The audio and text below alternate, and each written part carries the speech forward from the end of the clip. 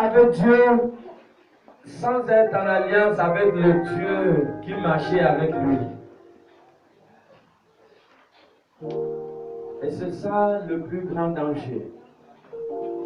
Marcher avec Dieu et sans être en alliance avec lui constitue un obstacle. Ça constitue un obstacle à vos demandes. C'est un obstacle. Cela constitue un véritable obstacle à vos demandes. Je ne sais pas si quelqu'un comprend quelque chose ce matin. La question que chacun de nous devons se poser, est-ce que véritablement je suis en alliance avec Dieu? Est-ce que je suis circoncis? La Bible dit que tous ceux qui ne sont pas nés de nouveau violent l'alliance. Ils violent l'alliance. Lorsque Abraham s'est circoncis, est-ce que son histoire est restée la même? Abraham est resté combien de temps? Est-ce qu'Abraham a duré encore avant que pour que sa demande vienne à l'existence? Est-ce qu'on a essayé d'examiner cette parole? Ou lorsque ces choses sont communiquées, on les néglige? La négligence à ce qui est communiqué pourra nous amener à négliger les réalités qui nous amènent à la nouvelle naissance. Négliger les réalités qui nous amènent à la nouvelle naissance va causer les blocages dans nos démarches. Cela posera des blocages dans nos demandes. Je ne sais pas si quelqu'un comprend.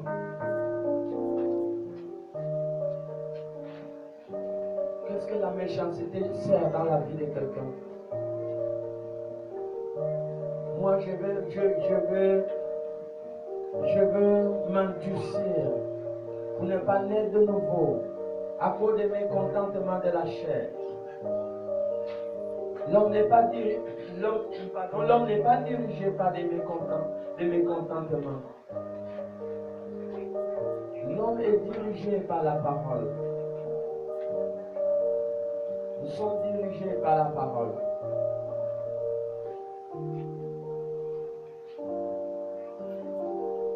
Aimez vos ennemis. Faites du bien à ceux qui vous haïssent. Si ton ennemi a faim, donne-lui à manger. S'il a soif, donne-lui à boire. Ça serait comme des charbons ardents que vous aurez amassés sur sa tête. Selon Romains chapitre 12, le verset 17 à 21. Voici la parole de Dieu.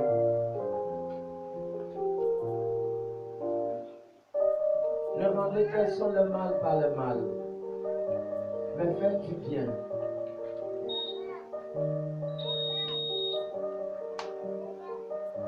À quoi sert la méchanceté? Philippiens 2:3, regardez toute personne comme étant au-dessus de vous. Regardez toute personne comme étant au-dessus de vous. Philippiens 2:3. Voici la parole de Dieu. J'ai quelqu'un qui vient me provoquer. Puis la chair est mécontente. Mais je ne suis pas dirigé par le mécontentement de la chair. Je suis dirigé par la parole. La parole me dit quoi?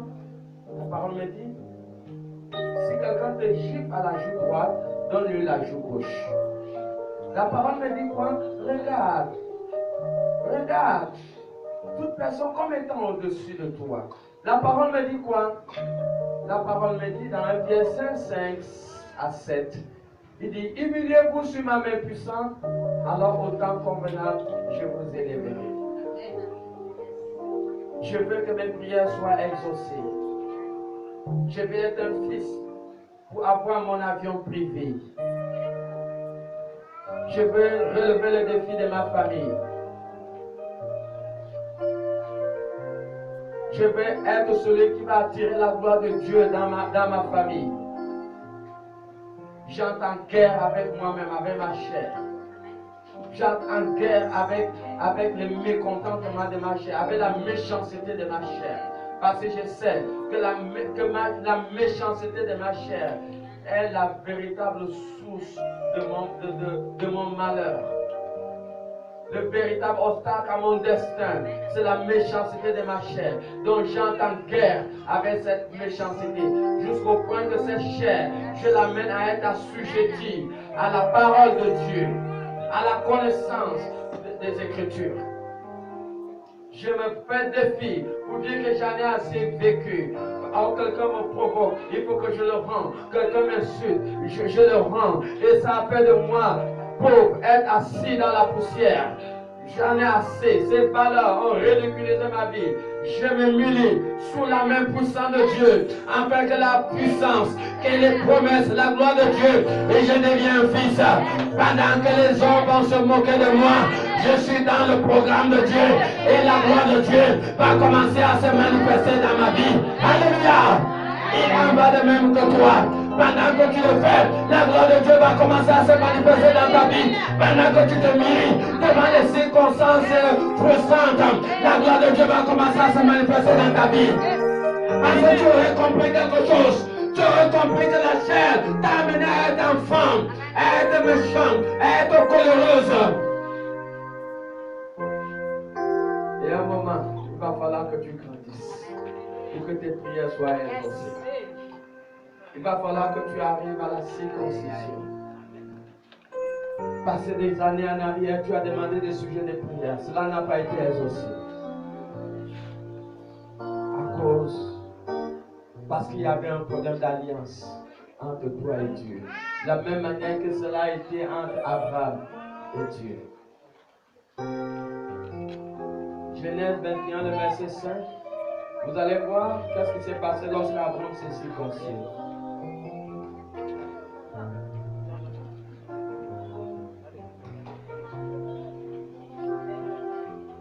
Genèse 21, 5. Genèse chapitre 21, verset 5, il est écrit. Amen. Amen. Dans Genèse 17, le verset 24, on nous a dit qu'Abraham a été circoncis à quel âge? À 99 ans. Mais il a fait combien d'années en demandant Isaac? 24 ans. Suivez maintenant Genèse 21, le verset 5. Genèse chapitre 21, verset 5. Écoutez. Oui. Abraham était âgé de 100 ans. Donc, après qu'à 19 ans, c'est quel âge? 100 ans. Abraham était âgé de quel âge? De 100 ans. Oui. À la naissance. Abraham était âgé de 100 ans. Oui. À la naissance d'Isaac, son fils. Donc, Abraham a demandé Isaac pendant combien d'années? 24 ans. Abraham s'est circoncis à quel âge? Qu'à 29 ans. Et Isaac est venu au monde après combien de temps? Un an. Vous-même regardez comment nous faisons du mal lorsque nous restons charnels. Vous-même regardez. En un an seulement, une fois il est né de nouveau, en un an seulement Isaac est venu au monde. Regardez comment on se prive.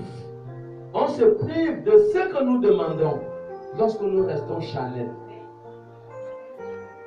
Lorsqu'on n'est pas né de nouveau, cela constitue un véritable obstacle. Vous ne pouvez pas entrer dans votre héritage.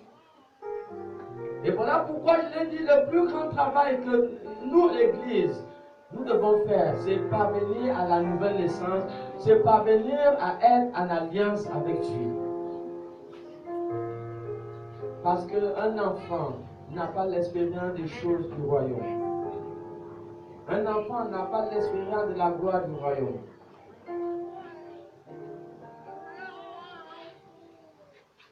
C'est pour cela que Israël ne pouvait pas, lorsque Dieu l'a fait sortir de l'Égypte. Pourquoi ils ne sont pas entrés à Canaan direct? Pourquoi? Dans Exode 13. Exode 13, le verset 17. Pourquoi ils ne sont pas entrés à Canaan direct? Exode 13, le verset 17, je crois là-dessus. Mais la Bible nous dit que, écoutez bien, de l'Égypte à Canaan, c'était 11 jours de marche. 11 jours de marche. Mais pourquoi Dieu est parti amener son peuple à faire 40 ans dans le désert, au lieu de leur passer par le chemin où ils devaient faire 11 jours de marche? Est-ce que vous voyez combien de fois notre mauvais caractère est la cause de notre pauvreté, est la cause des souffrances dans nos vies, de mauvais caractère? On prie, mais quand tu te querelles avec le voisin au quartier, on dit, hey, ça c'est la soeur là qui parle, qu'est-ce qui parle comme ça? Il dit, non, Dieu, viens voir la soeur là. Celle-là, c'est celle-là. Celle-là qui parle à l'église. Est-ce que nous voyons? 11 jours, selon les géographes, la Bible dit que c'était 11 jours. De Canaan, de l'Égypte à Canaan, 11 jours. Mais Dieu les a amenés à faire 40 ans dans le désert. Regardez la différence entre 11 jours et 40 ans à cause du caractère, le charnel qu'il y avait dans la vie du peuple. Tu vois que ta bénédiction peut se prolonger des années. Tous les jours tu pleures. Oh Seigneur, alors que c'est ton propre caractère, ton mauvais caractère qui est l'obstacle à tout ce que tu demandes à Dieu.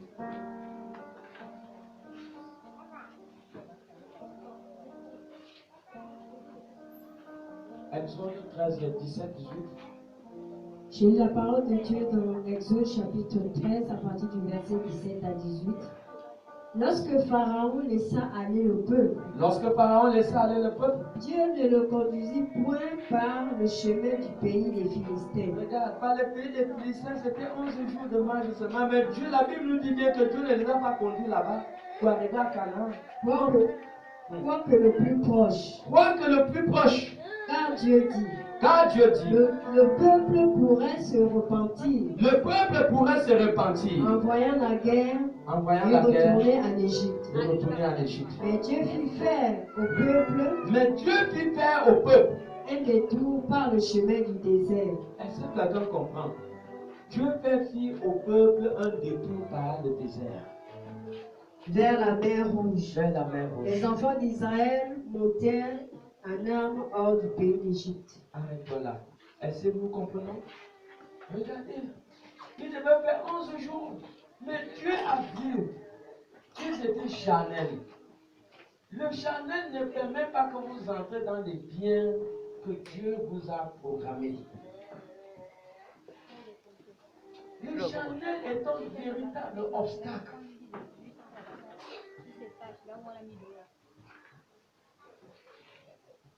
Le charnel est un véritable obstacle. Tu peux entrer dans ton héritage. Assure-toi que tu es né de nouveau.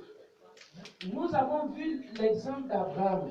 Abraham qui a marché avec Dieu, mais qui n'était pas en alliance avec Dieu pendant 24 ans. Ces paroles ont été écrites pour notre instruction, pour nous instruire, toi et moi.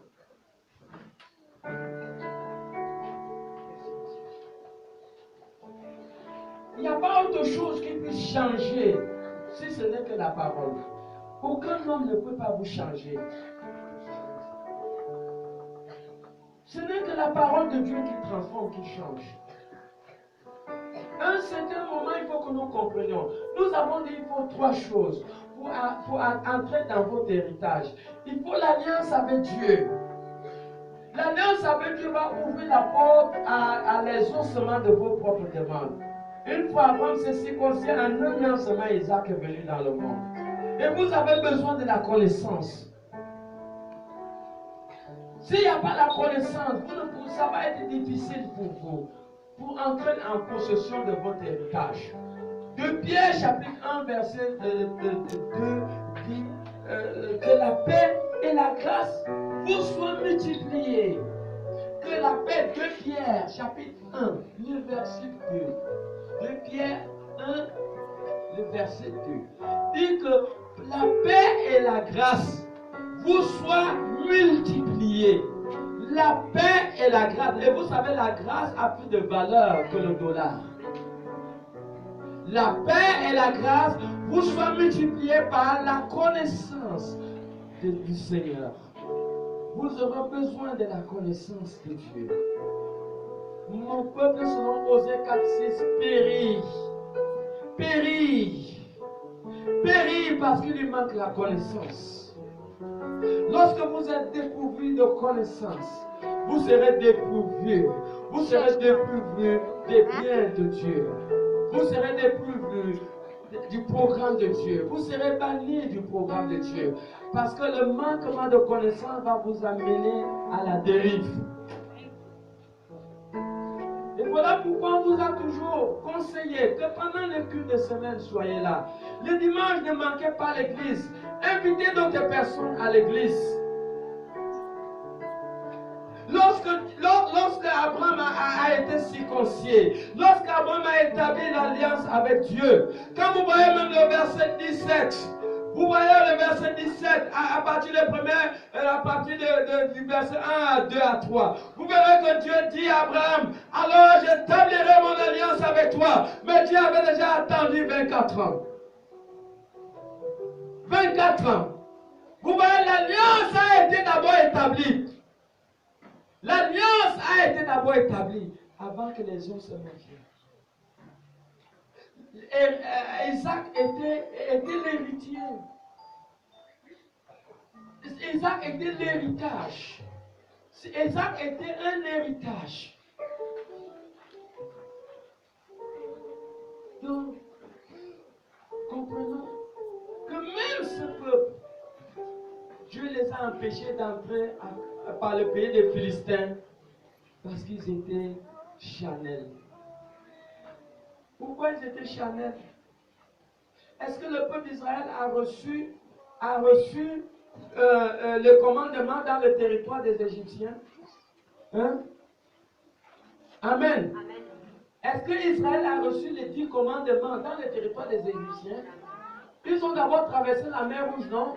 Ils sont sortis des territoires des Égyptiens, non? Donc ça veut dire qu'avant la traversée de la mer Rouge, ils étaient charnels. Ils n'étaient pas prêts à posséder leur héritage. Et c'est ça la réalité. Et je crois que nous allons nous arrêter par là. Si quelqu'un a la sagesse, qui a l'intelligence, qui comprenne vraiment la révélation donnée par le Saint-Esprit ce matin. Alléluia.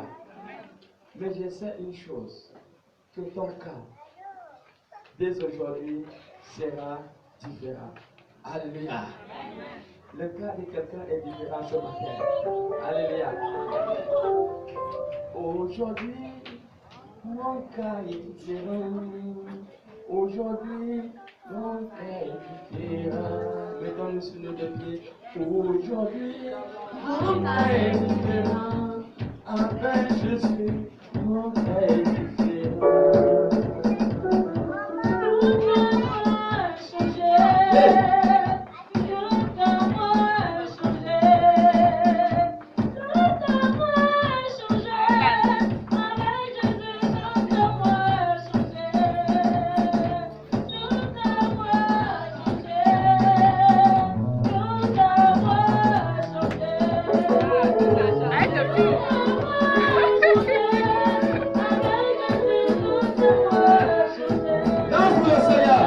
Alléluia.